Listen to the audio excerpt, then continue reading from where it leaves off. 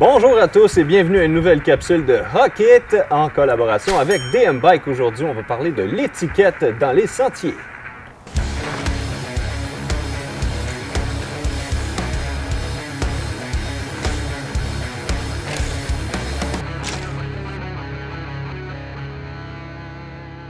Bienvenue à tous. Aujourd'hui, on est à Mountain Bike Belle-Neige, le réseau enduro par excellence dans les Laurentides avec ses 12 trails passant de la bleue jusqu'à la double noire. Un endroit magnifique. Il faut vraiment que vous essayiez ça. J'aimerais remercier nos commanditaires Café Gothrider Gasoline ainsi que les plaquettes de frein et le scellant Trucker Co pour leur participation.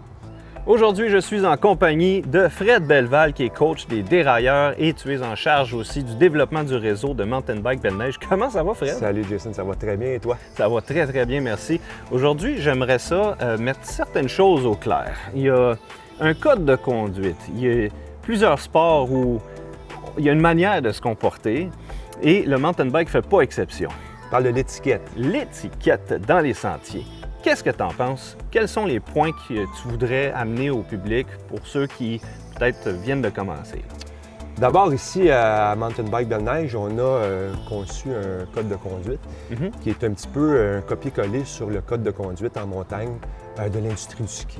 Utiliser un sentier de vélo l'été ou descendre et dévaler une piste de ski l'hiver, c'est pas mal le même type de pratique. Okay. Alors pour nous, de reconduire le code de conduite, l'été, ça a été facile. Okay. Qu'est-ce qu'on fait? Qu'est-ce qu'on demande aux riders d'abord au niveau de l'étiquette? La courtoisie est de mise dans les sentiers de vélo de montagne. Le sport a grossi, il y a une recrudescence incroyable d'adeptes dans les dernières années, surtout cette année. Oui. Et les sentiers sont de plus en plus utilisés avec plusieurs cyclistes qui dévalent les sentiers. Donc, quand on va parler d'étiquette et de courtoisie, d'abord, c'est de se saluer dans les sentiers. Il n'y a rien de mieux qu'un bon sourire dans le sentier. C'est sûr qu'on est là pour avoir du plaisir. On n'est pas nécessairement en mode compétition tout le temps. Le sportsmanship, c'est important, le plaisir de rouler. Puis, c'est sûr et certain qu'on est porté à croiser des gens. On n'est pas obligé nécessairement d'avoir des conversations en plein milieu d'une descente, autant où c'est tellement simple de juste dire bonjour, salut. Ça met un sourire, ça donne envie d'avoir encore plus de plaisir. Tout à fait. D'abord, lorsque les gens se croisent dans les sentiers, il y a un mythe présentement. Les gens se demandent qui a la priorité, les grimpeurs ou les descendeurs. D'abord, faites vos recherches. La priorité est à ceux qui sont en train de monter. Okay. C'est beaucoup plus difficile de reprendre son élan lorsqu'on est dans une montée que de repartir quand on descend. Beaucoup d'adeptes vont dire « Ouais, mais tu m'as pété mon flow, ça a pété ma descente, j'ai dû m'arrêter. » J'aurais pas mon KOM. Le problème, c'est que dans les sentiers single track bidirectionnels, les sentiers que l'on connaît, qui sont des montées ou des descentes, le cycliste ascendant a priorité sur le cycliste descendant.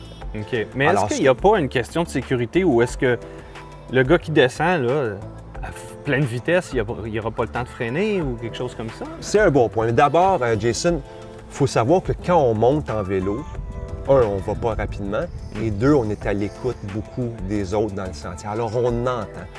Pourquoi les gens croient que c'est la priorité aux gens qui descendent? C'est pas compliqué. Quand on est en train de monter, on entend du bruit, on se lève des yeux, souvent on voit d'autres cyclistes arriver. Alors, qu'est-ce que c'est notre première réaction? C'est de se tasser en bordure du sentier, dire « Salut, ça va », puis de laisser passer le cycliste descendant. Par contre, c'est pas nécessairement la bonne manière de faire. OK. Ce serait au cycliste descendant de se ralentir, d'arrêter, de laisser passer ceux qui montent. OK. D'abord aussi, les cyclistes qui descendent devraient toujours signaler leur présence. Soit par un yaou, un petit coucou, hey, salut, on est deux! Exactement, on s'annonce quand on arrive dans le sentier, surtout quand on arrive dans des endroits où, excusez l'expression anglaise, on a un blind shot ou un coin aveugle. C'est important de se signaler. OK. OK. Puis ça, fait que c'est finalement une question de pas nécessairement bloquer une personne dans sa montée, donc d'y laisser l'énergie de continuer à monter parce que c'est moins difficile, et une question de sécurité aussi, finalement. Tout à fait. On va dire dans le fond, priorité à ceux qui montent, dans des sentiers bidirectionnels, Ouais. puis priorité à ceux qui descendent dans les sentiers de descente. C'est tout à fait logique. Dans les sentiers de descente, il n'y a personne qui monte. Alors, en mode descente, on ne croisera pas personne. Par contre, lorsqu'on va avoir un sentier dit d'ascension et de descente, comme par exemple ici à Belle-Neige, on a 2 sentiers qui ceinturent la montagne. OK.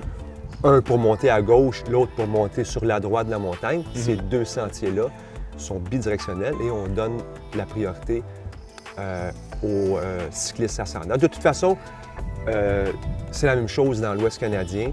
Pas seulement dans l'Ouest canadien, mais je prends exemple dans d'autres... C'est worldwide. Ce que je vous dis là, c'est l'étiquette internationale du vélo de montagne. OK, OK.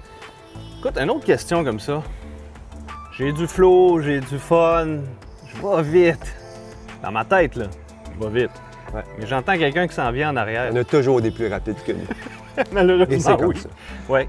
De toute façon, quand on entend un vélo, on l'entend le vélo en arrière de nous.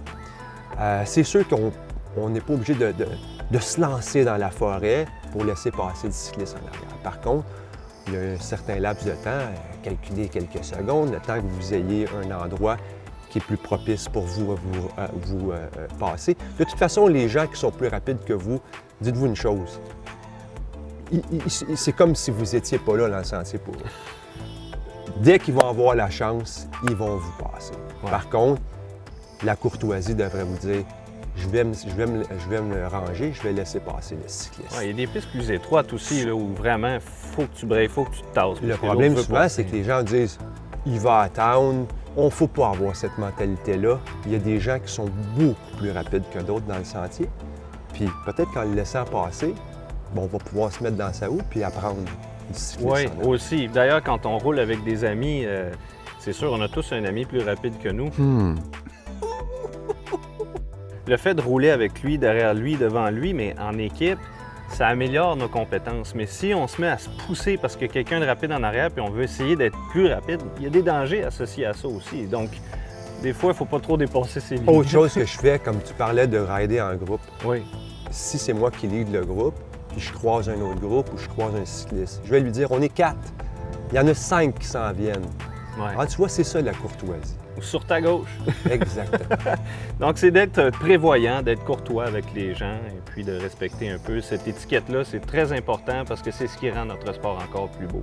Tout à fait. C'est ce qui rend la sortie des plus agréables aussi. Exactement. On est là pour avoir du plaisir.